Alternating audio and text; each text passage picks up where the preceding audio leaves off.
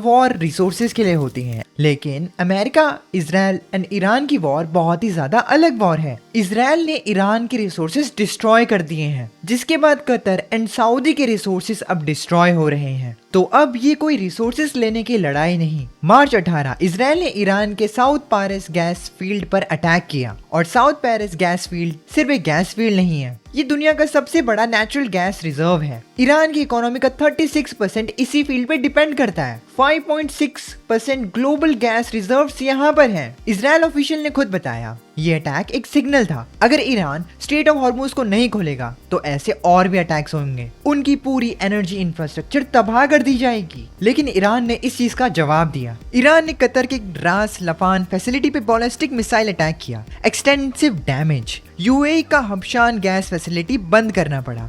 Saudi Arabia के 2 refineries पे attack हुआ। सऊदी ने कहा ईरान पे जो अब ट्रस्ट बची थी वो अब गायब हो चुकी है। ब्रेंट क्रूड ऑयल अब $112 पर बैरल हो चुका है, और ये वॉर शुरू होने के बाद सबसे हाई है। स्ट्रेट ऑफ हॉर्मुज प्रैक्टिकली बंद है अमेरिका, इजराइल एंड उनके एलाइज के लिए, और तो दुनिया की 20% ऑयल सप्लाई वहां से जाती है। सबसे बड़ा ट्विस्ट ये है कि ये वॉर अब कोई रिसोर्सेज की लड़ाई नहीं है, ये इकोनॉमिक एट्रिशन है। ईरान की इकोनॉमी को इतना डैमेज करो कि वो लड़ ही ना पाए। लेकिन प्रॉब्लम ये है, जब एनर्जी इंफ्रास्ट्रक्चर एक बैटलफील्ड बन जाता है तो सिर्फ ईरान तबाह नहीं होता, कतर तबाह होता है, सऊदी तबाह होता है, इंडिया तबाह होता है। ट्रंप ने वार्निंग दी, अगर ईरान ऐसे ही कतर पर अटैक करता रहा तो वो उनके साउथ पारस गैस फील्ड को पूरी तरीके से तबाह कर देगा। लेकिन साथ में ट्रंप ने ये भी कहा यूएस को इस अटैक के बारे में पहले से कुछ नहीं पता था। लेकिन इजरायली ऑफिशियल्स ने ये खुद क्लेम किया है कि ये अटैक यूएस कोऑर्डिनेटेड अटैक था। कोई सच बोल रहा है तो कोई झूठ।